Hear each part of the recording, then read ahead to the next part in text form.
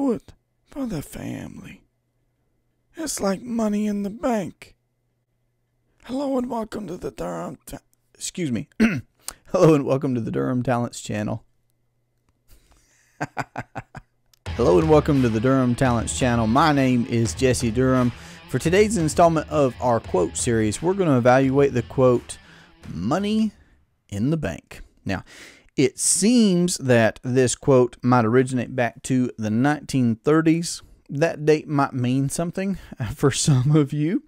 The fact of the matter is that many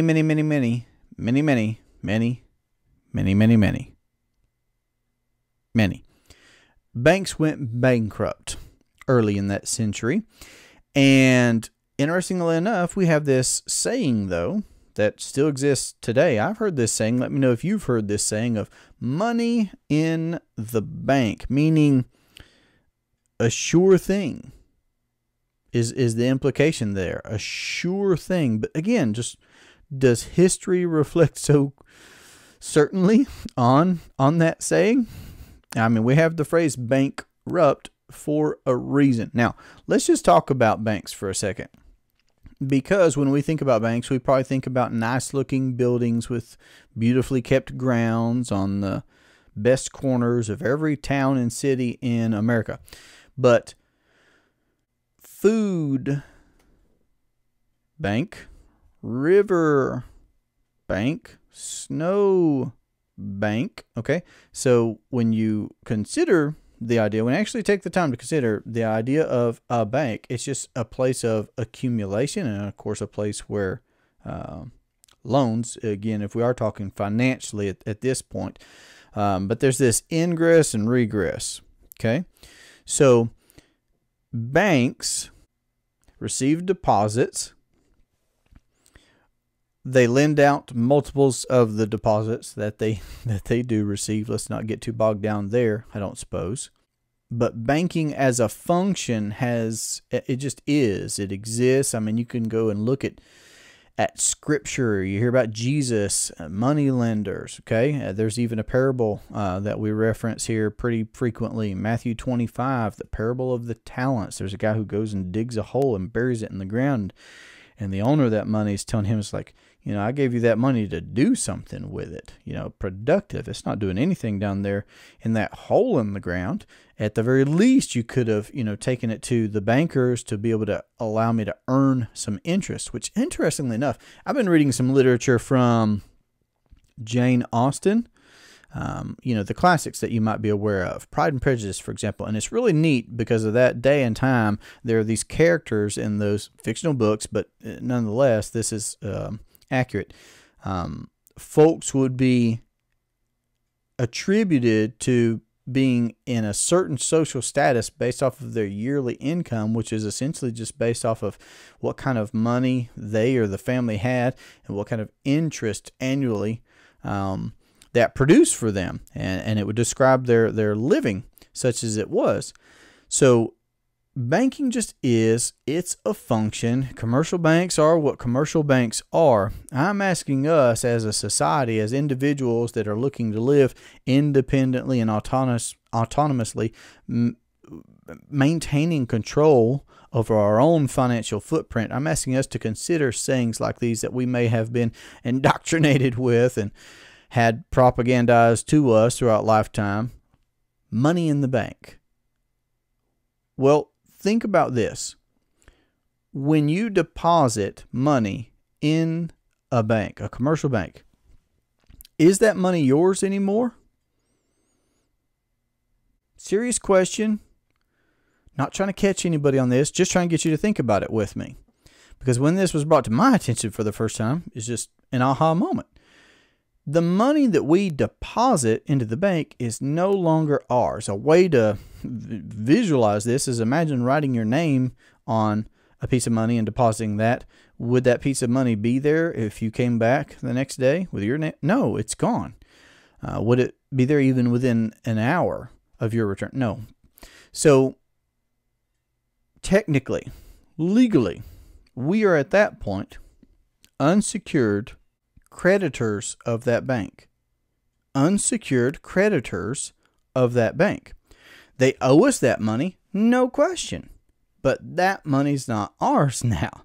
And who gets to use that money? Well, the people in the bank that own the bank. Who's going to be earning dividends on all the business that a bank does? Because a bank is a business also. So banking's a function. Yes, there are buildings that are built in towns and cities, but those are businesses, and those businesses are owned by somebody, and somebody profits off of that business, and somebody controls that business. And when we make deposits, I mean, what does that really mean? I mean, what guarantees do we really have? Has it been the case that throughout history, banks went bankrupt and people were just out their money?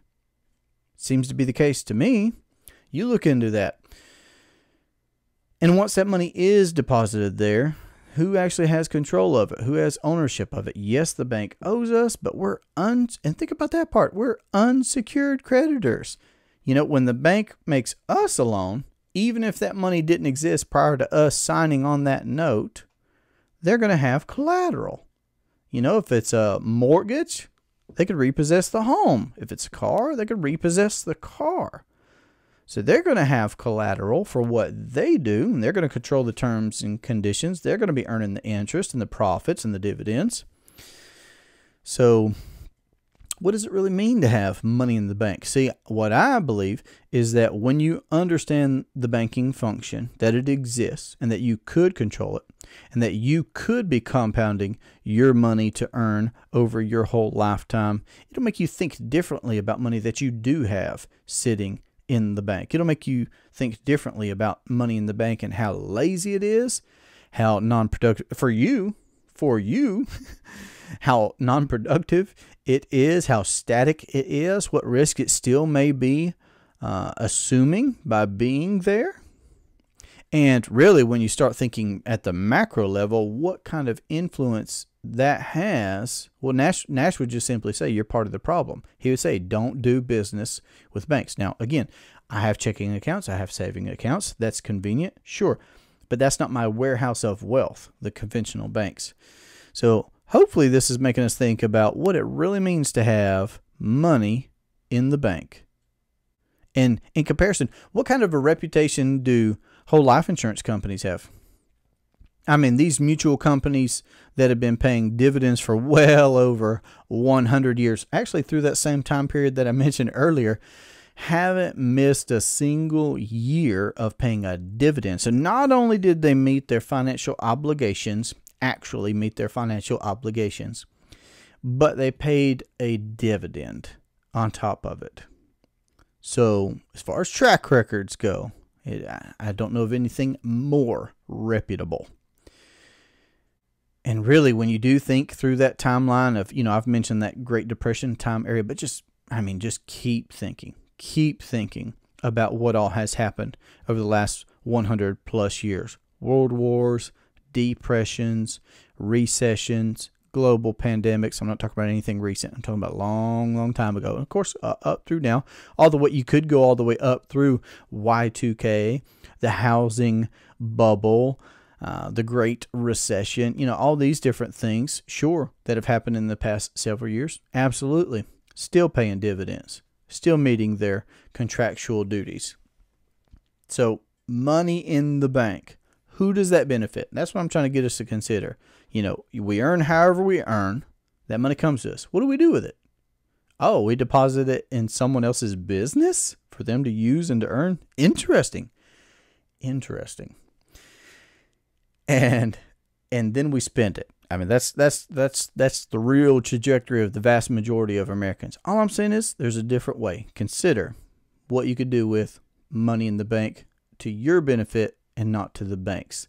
To do that, I can't recommend reading Becoming Your Own Banker by R. Nelson Nash enough. And if you'd like to have a conversation about how to implement the infinite banking concept into your household or your business or your investing, then you can reach us at 828-817-4223, or you can email durhamtalents@gmail.com. This has been a great pleasure for me. I look forward to our next conversation. Have a great day.